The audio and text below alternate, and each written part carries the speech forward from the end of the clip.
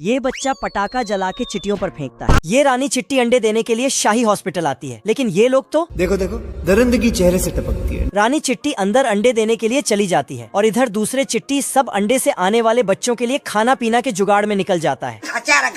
कद्दू को छोटे टुकड़ों में करके ले जाता है, चलो भाई, और मकई के पेड़ को काट के गिरा देता है। चल चल चल चल। फिर उसके मकई में हल चलाकर मकई दाने की निकाल लेता है। आजा। और फिर सब चिट्टी दाने को उठाकर उसके बाद मटर को तोड़ने के लिए एक चींटी ऊपर चढ़ा और मटर का चेन खोल दिया। हे प्रभु। फिर सबको एक जगह इकट्ठा करके चल पड़ता है। ये बेचारा चींटी अकेले ही बहुत बड़ा प्याज ले जा रहा है। अरे दादा रे, साला ये दुख का खत्म नहीं होता बे। साला इन लोगों ने तो किसी का फ्रिज ही उठा के ले आया और फिर गाय का दूध निकाल के उसे छोटे छोटे बोतल में भरने लगा। तभी इधर बहुत सारे अंडे निकल आते हैं।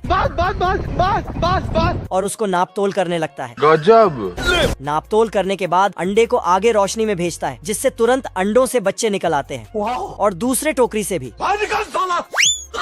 फिर चींटी बच्चे सब अपने आप ही नहाने धोने, मौसम तो ऐसा लग रहा है दिल गार्डन गार्डन हो रहा है, और टॉवेल से पोंछने लगते हैं, वो भी डांस करते हुए। फिर साला ऑटोमेटिक मशीन इनके ऊपर पाउडर छिड़कता है और आगे जाते ही सबको डायपर पहना देता है। फिर ये मैडम सबको दूध का बोतल पकड़ा देती है और इसी के साथ रोम रोम भाइयों, दर्जन भर से ज्यादा अंडों से बच्चे रानी चिट्टी दे देती है। ये बच्चा पटाखा जला के चिट्टियों पर फेंकता है। फिर एक चिट्टी बच्चे से परेशान होकर चिट्टियों ने मीटिंग बैठाया और चिट्टियों का लीडर बोलता है, सबका बदला लेकर फिर फौज लेके निकल पड़ता है। ये बच्चा अपने टेंट के बाहर सोया हुआ था, तभी चिटिया इसका मिर्ची पटाखा लेके भाग जाता है और इसी पर ही फेंकता है। नहीं। तो ये फिर चींटियां इस बच्चे पे धड़ाधड़ पटाखा फेंकने लगता। इधर ये चिट्टी उसके हेलमेट पे पटाखा रख देता। फिर खत्म। हे प्रभु।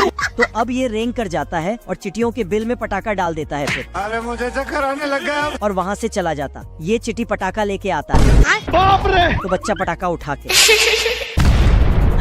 अब ये अगरबत्ती से पटाखा जला के फेंक रहा था, तो पाइप में एक पटाखा डाल देता है। इधर ये चिट्टी झांक रहा था कि तभी उसका सीनियर आके फिर ये झांकने जाता तो अब देख तू। ये सस्ता सुपरमैन अपने एक हाथ से ट्रेन को रोकता है, लेकिन ट्रेन स्टेशन पे रुका था।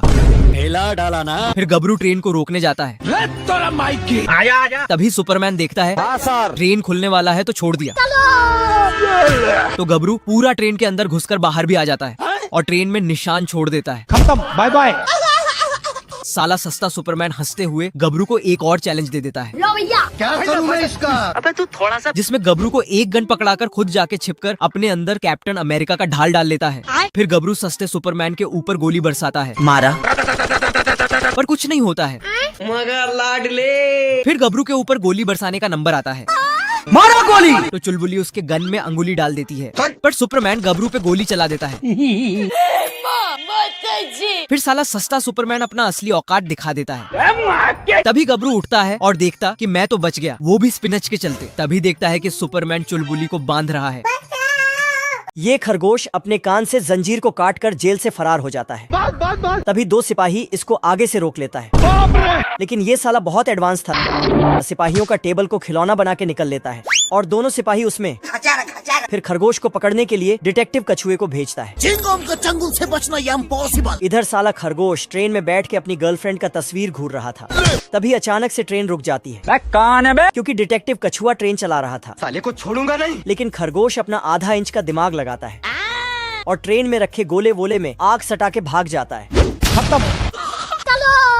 फिर रास्ते में खड़े एक कार में बैठ के भागने लगता है मुझसे कोई स्मार्ट। लेकिन डिटेक्टिव कछुआ इसके पीछे पीछे आने लगता। तो डर के मारे खरगोश ने फुल स्पीड में गाड़ी चला दिया, लेकिन कछुआ अभी भी पीछे दौड़ रहा था, क्योंकि कछुआ गाड़ी पे ही दौड़ रहा था।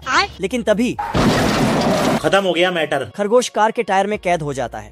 तो कछुआ इसको पकड़ लेता है, लेकिन तुरंत खरगोश कछुए को उल्लू बना के निकल लेता है। ये मधुमक्खी बहुत टैलेंटेड है।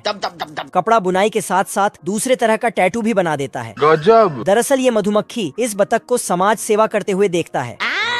अब देख तू। तो ये भी समाज सेवा में लग जाता है। बाहर पड़े कचड़े को अपने डंक से उठाकर डस्टबिन में डाल देता है। और बतख को एक सिगार लाके दे देता है। Thank you. फिर इन दोनों के बीच अच्छी दोस्ती हो जाती है। फिर बतख मैं बैठा हूँ किस्मत के भरोसे।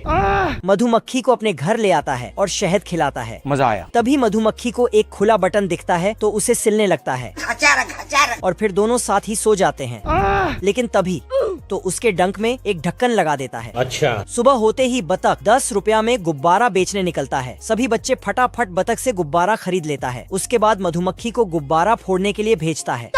साला मधुमक्खी सबका गुब्बारा फोड़ देता है तो बच्चे फिर से बतख से गुब्बारा खरीद लेता है। तभी मधुमक्खी को सामने बॉलून डांस वाली दिखता है तो ये साला उसकी भी बॉलून फोड़ देता है और बोलता है मैंने कुछ नहीं किया। सब मिलकर पुंगी बजाता है तो जानवर दौड़ के नाव में चढ़ने लगता है। दादाजी जानवरों को लिस्ट से मैच करता है ठीक है। और इधर ये मैडम सबका हाजिरी बनाते हैं। तू ध्यान है। लेकिन ये साला गधा नाव में चढ़ ही नहीं रहा था और हाथी तो दरवाजे में ही अटक जाता है। तभी बिजली कड़कता है और गधे के पिछवाड़े में लगता है। इधर ये दोनों गिलहरी पीछे रह जाते हैं और नाव वहाँ से चला जाता है।